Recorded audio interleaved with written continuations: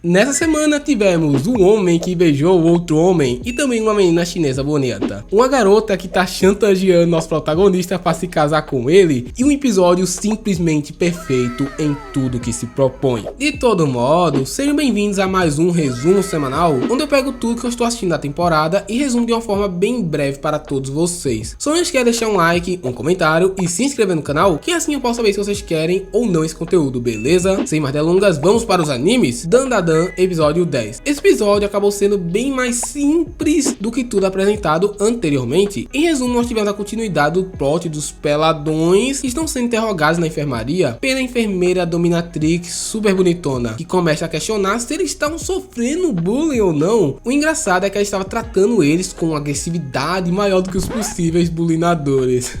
Aí o resto do episódio acabou sendo majoritariamente focado no homem caranguejo que sobreviveu a toda a treta do episódio passado, mas o coitadinho estava todo ferido, e então os nossos heróis, como as boas pessoas que são, trataram da criatura, que acaba agradecendo bastante todos eles e começa a contar sua trágica história, onde ele perdeu a sua esposa e o seu filhinho está sofrendo de uma doença bem terrível, que para sobreviver precisa de um transplante de sangue diário, esse que obviamente custa muito caro, né? Porém, bizarramente, é revelado que o sangue dos alienígenas é leite. Sim, leite de vaquinha. Então a solução que eles arranjaram foi deixar o cara abduzir uma vaca para poder salvar o seu filhinho. Na moral, isso é bem intancável. O episódio acaba com o amigo de infância da Momo chegando para complicar a situação romântica do nosso querido McLovin. Esse episódio, por mais que tenha sido bem simplório, sem muitos momentos marcantes, até que foi bem legal, realmente curti o que vi aqui. Arifureta, episódio 8. Nesse episódio nós tivemos o último desafio do Grande Labirinto de Haltina, que basicamente foi lutar contra um exército de bilhões de baratas que podem usar magia, enquanto todo mundo estava com os sentimentos trocados, ou seja, quem você amava, agora você odeia, e quem você odiava, agora você ama. É, bem tosco. Depois de uma sequência de batalha extensivamente longa, na moral, parecia que isso nunca ia acabar, nós heróis finalizam o desafio e ganham as suas recompensas, que de um modo simples, é uma magia que permite evoluir outras magias, tendo até mesmo o potencial de criar as magias conceituais, essas que podem mexer diretamente com as regras do mundo. De brinde, recebendo também uma bússola conceitual que pode apontar a localização de qualquer coisa que você deseja. Em geral, eu achei o episódio meio arrastado, principalmente comparado aos anteriores, e o combate / desafio assim nem foram tão legais, tendo uma sensação de algo desperdiçado, com um CGI tenebroso para complementar, mas no geral até me diverti assistindo. Serei Gensouki, episódio 9. Aqui prosseguimos no plot da invasão à cidade, onde esses dois caras maus que trabalham para um cara ainda mais mau transformaram um monte de gente em Regenerators. Na moral, pensa num bichinho feio. Esses que junto de alguns goblins e minotauros começaram a fazer ataques de todas as direções, e paralelamente a isso, o cara mal aproveita toda a confusão para atacar os nobres figurões na surdina, se utilizando do seu novo amiguinho Super Regenerator, que é o babaca do episódio anterior que foi transformado para quem não lembra. Enquanto isso, nosso protagonista não sabia se ajudava ou ia embora, ou se ajudava e ia embora, que no fim ele decidiu ajudar um pouco e ir embora depois, que sabemos muito bem que não vai ser bem assim. Em geral, o episódio foi bem enrolado, como vocês podem perceber, com diversas cenas que não levam a lugar nenhum e que estavam muito mal animadas, diga-se de passagem. Hitoborashi no Isekai, episódio 11. Nesse episódio tivemos a finalização do plot envolvendo a dungeon, onde o protagonista finalmente conseguiu se juntar com o grupinho principal e juntos partiram em direção à cidade, com o objetivo de proteger a mesma de uma gigantesca horda de monstros em CGI. É sério, a quantidade de tempo que demorou para renderizar essa porcaria não deve ser brincadeira. Aí tá, os caras ficam fazendo draminha de ai, a cidade vai acabar e pipipi, popopó, pra tudo ser resolvido com um único golpe da menina cavaleira. Olha, tirando o fato do episódio estar extremamente mal animado como sempre, a finalização foi extremamente broxante e decepcionante. Na verdade, a metade do anime até aqui foi só ladeira abaixo. Sendo sincero, estava muito melhor quando o protagonista estava no meio do mato com a mulherada. Sengoku Yoko, episódio 19. Esse é, na minha nada humilde opinião, um dos melhores animes desse ano, por mais que ninguém esteja falando sobre. E nesse último episódio, meus amigos, foi absoluto cinema. Simplesmente o protagonista consegue resolver todo o problema com os vilões sem precisar dar um único soco, mesmo que para isso ele tenha perdido seu próprio pai. As lições passadas e reflexões foram paradas que realmente me pegaram de jeito ao assistir. Perceber que todo o conflito dessa temporada foi totalmente em vão é algo que nos faz pensar. De um modo breve, breve para não me estender sobre o anime que se pá vocês nem estão assistindo. Os caras maus vieram de outra época do tempo com o objetivo de salvar sua civilização, e para isso eles fizeram um monte de coisa ao longo de toda a série para tentar impedir o inevitável fim, mas tudo isso foi inútil, já que é revelado através desse gato que é praticamente onisciente, que mesmo o plano dando certo, o fim é inevitável. A reação de todo mundo, inclusive a minha, percebendo que os sacrifícios até então foram em vão, é algo fascinante. O final do episódio mostra os falecidos no chão, enquanto os nossos heróis lamentam. Um dos melhores episódios do anime e um dos melhores episódios do ano, com toda certeza. Nageki no Borei, episódio 11. O episódio acabou sendo bem mais cômico do que qualquer outra coisa, onde após os caçadores de dragões tomarem um pau no episódio passado, os mesmos decidem se vingar daquele por trás de tudo. Sim, o Miltruques. E começam a investigação sobre ele. Paralelamente, são apresentados uma terrível realidade do nosso Mano Kai, que deve 10 dígitos de grana, ou seja, 1 bilhão de reais para a Citri, vulgo menina de cabelo rosa. E já que não tem condições de pagar tanto dinheiro, ela dá 3 alternativas para ele. A primeira é entregar ela para a polícia, coisa que não vai rolar obviamente. Segundo, se casar com ela. E terceiro, virar o noivo dela.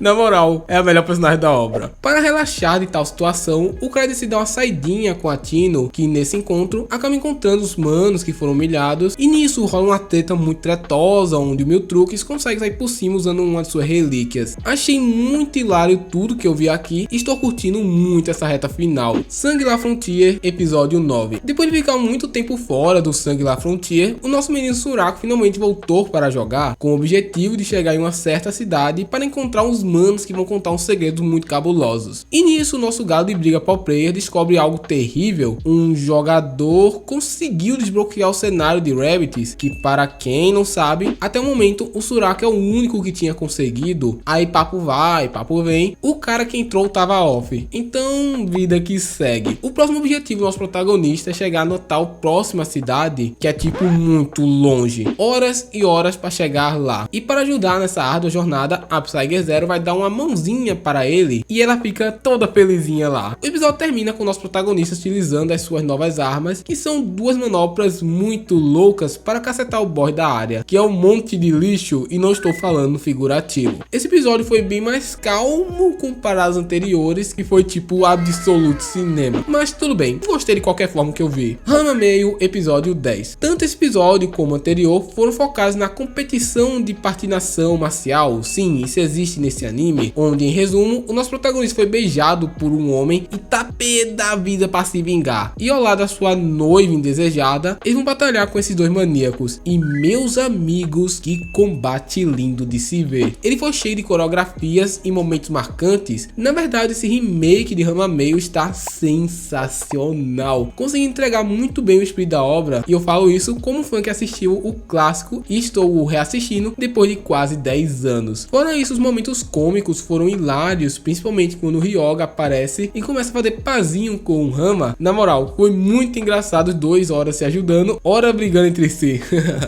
Mas com certeza, o momento mais marcante do episódio 10 foi a chegada da Shampoo, que é tipo a melhor garota desse anime, onde logo na sua estreia, mete um beijão daqueles no Ranma, prometendo altas tretas futuras. Amei tudo que eu vi aqui e eu posso dar uma nota de 10/10 para esse episódio 10. E com isso, finalizamos a parte dos animes que eu estou assistindo simultaneamente, e agora iremos para os animes que eu estou acompanhando em atraso ou em off. Re:Zero, episódio 8. Nesse último episódio de Re:Zero, tivemos muito mais uma preparação do que qualquer outra coisa, onde os personagens vão debatendo como vai ser o plano, conversando um pouco de como cada um está sentindo a situação e quem vai enfrentar o que nessa treta toda. Tirando isso, também tivemos 3 pontos bem interessantes. O primeiro deles foi a demonstração dos poderes do Reinhard, onde literalmente ele ganhou uma habilidade muito específica para tal situação, mostrando o quão absurdo é a extensão dos seus poderes. Aguardem por ele em futuras batalhas imbecis. A segunda é o Subaru absorvendo parte do sangue dragão da Crush, se tornando ainda mais monstrengo, fazendo pensar o que diabos vai acontecer com ele. E a terceira e última foi a invasão ao casamento, onde chega o Subaru e o Reinhard bem másculos para salvar a Emilia. Na moral, essa cena foi muito legal, os caras num chute tacaram a porta na cara daquele bro. brocha.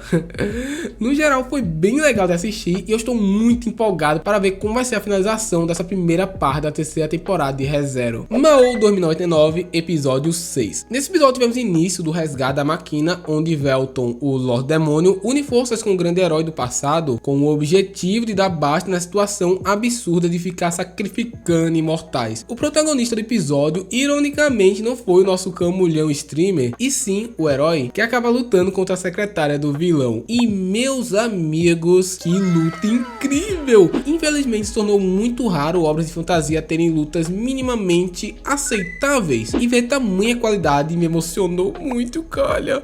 As sequências de cena foram muito dinâmicas e ao mesmo tempo simples, facilitando bastante o entendimento do combate. O herói usou habilidades de JRPGs antigos, que no caso são bola de fogo, barreira, gelo e coisas semelhantes. Nada de poderzinhos dimensionais ou que distorcem o cacete A4. Não, tivemos um franco cavaleiro mágico lutando contra uma secretária malvadona usando uma armadura high-tech, que inclusive foi bem da hora o design. Curti muito o que eu vi e estou hypado para o próximo episódio. Assim, tem cena pós-créditos onde o Velton salva a máquina, bem másculo da parte dele. Kimi wa Meido-sama, episódio 7. Aqui continuamos presenciando a história da empregada ex-assassina tentando se adaptar à sua nova vida, onde dessa vez a minha ficou chocada quando uma criancinha fala que a sua roupa era bem esquisita. Também andando desse jeito na rua, minha filha, quem não acharia esquisito? Então tá, a turminha se reúne para comprar roupinhas novas para a meninona. Também tivemos um plot de Halloween, mas já que eu estou assistindo o anime com atraso, afinal tô vendo a versão dublada, sinto que perdi parte da emoção passada nas cenas. Sendo bem sincero, achei o episódio relaxante, mas nada demais também. Os únicos pontos que posso ressaltar é que foi revelado para nós que essa roupa dela foi dada por seu antigo mestre e também que ela tem uma irmã mais nova.